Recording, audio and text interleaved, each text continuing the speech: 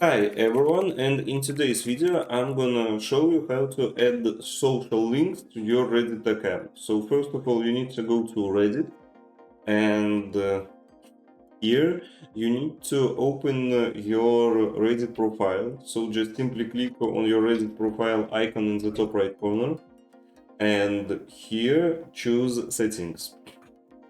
So what you need to do now?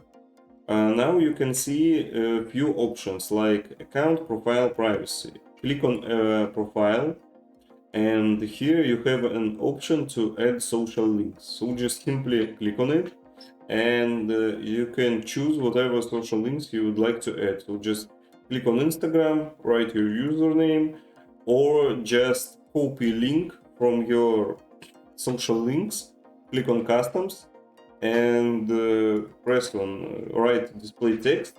It will be text of your social media from what you want to add and your URL on this social media. So I hope this video was helpful for you. Thank you, leave a like and subscribe.